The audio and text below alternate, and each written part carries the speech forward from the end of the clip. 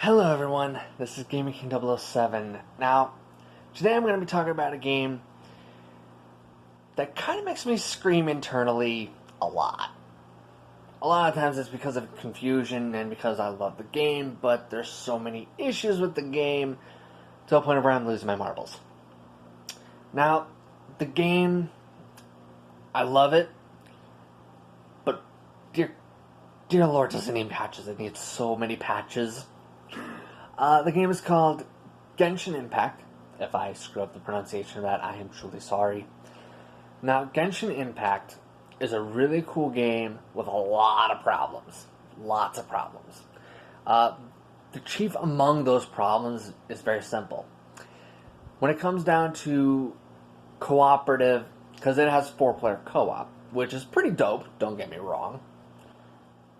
Here's the thing. It doesn't really function that well at all, and isn't very stable at all. Now, Genshin Impact, when it comes down to it, when you go to your buddy's world, here are the list of things you can do. You can attack your enemies, his enemies and stuff like that. You can fight. Okay, cool. You can sometimes pick up ingredients that are lying around. Stuff like berries, plants.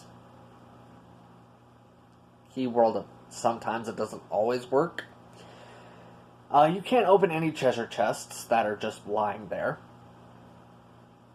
Even if you helped your buddy clear the area of the locked treasure chests, you can't open them. You don't often get EXP for kills, opening of chests, stuff like that. You don't get EXP. Okay. You also, and this part drives me nuts, you cannot interact with any characters in his world at all. Why? Look, you want to argue about the balancing for, not collecting the amino breaths and all those collectibles that buff up stamina and stuff like that. Sure, fine. I think it's a weak reasoning, but alright. Do you want to lock those off so that this way only your buddy can grab them? Sure. Alright, fine.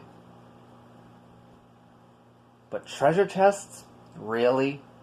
You're going to deny me treasure chests because I'm not in my freaking world state? Really? That part sucks. It does. Especially considering the fact that it's not like they have tons of missions you're doing. And even when you do finally do missions, you're barely getting anything for them. Seriously, I have 3 missions. 2 of them only gave me 100 EXP. One of them is going to give me 500. And I need 2 ranks. I need to go up an adventure rank twice to unlock any story mission of any kind. Why? Again, this wouldn't be as much of an issue if either the reward... You could fix this by either patching it so this way the rewards are better for kills and others for doing the missions, or making it so this way as I'm with my buddy, there's an experience that I'm gaining as well. Or better yet, do both. That'd be even better.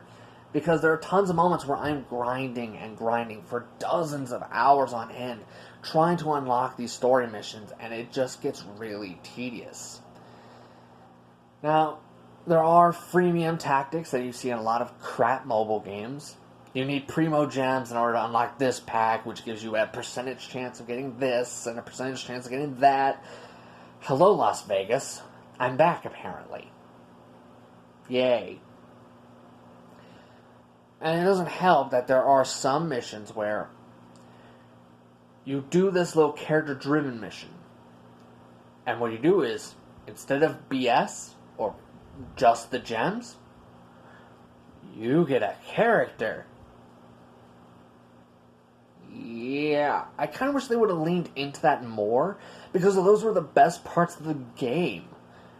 Look, grinding all these hilly churls and all these other monsters that give me 12 XP, sometimes if I'm lucky, 36. I'm not kidding you, 36 EXP. So basically grind out 4,000 or more of those suckers just so I can get up one rank. Thanks. What this game needs is patches more than anything else, but at the same time, what it also needs, in my opinion, very badly, is tweaking to the overall rewards you get for completing missions, fighting monsters, or solving puzzles. Because there are some puzzles hidden around. And that's one of the things I think is why people say it's a lot like Zelda, is because of the puzzles. Although, I don't really feel it's a lot like Zelda. This game is its own beast with its own unique issues. Issues that boggle my mind even now. Now, here's what I think they should have done. They should have taken all the freemium BS, gutted all of it, and just replaced it with more of these character-driven missions to unlock the characters. I feel like that would have been a far better experience overall. It would have also made it so it's a little bit more interesting. One other tweak that I think would be beneficial as well is there's these companion EXP points that you get that's to kind of help the friendship of your characters along. The problem is, though, you gain way too little of them, way too infrequently. I'm lucky if I get 55 every other hour, at best. 55 every other hour. It wants me to get thousands of points just to go from rank 1 to rank 2. Which kind of doesn't happen. This game is like, your big payoff for everything you do is more grind. Congratulations, you grinded to level 25. Now go grind to 26. You made it to 26? Congratulations, go grind to 29. Over and over and over. And it doesn't help that so many of the things that are going to help make that grind less of a problem are locked off to 30 and above. So much of it is locked off to later portions to a point where you're just kind of like, okay, why didn't I just start at level 30 then? Why? Why did you make it so I have to start from rank 1 and grind to hell and back just to get to 30 to finally start to see the stuff that you've locked off? I think the next patch that, once you've done patching the game and fixing it up, stabilizing it, the next thing you need to do is add in tons of free stuff that will help you get from the early ranks to the later on stuff. To the stuff that you keep waiting and waiting and grinding to get to. That's what's kind of needed the most. And no, I do not want boosters to be added. The first person who suggests that, I kind of want you to be slapped a little. No boosters, alright?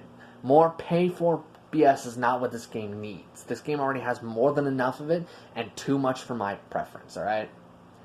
If I gun to my head, if I gotta rate this game right here, right now, as of this video, I'd easily say it is a 7 out of 10. Now, keep in mind, I'm the positive end.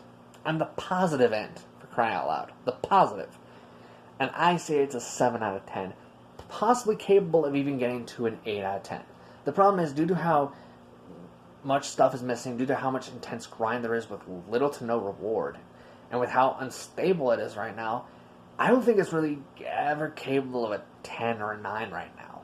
The only way I can see it achieving 10 or 9 is if we do a sequel and we fix it. Like, we have to start from scratch.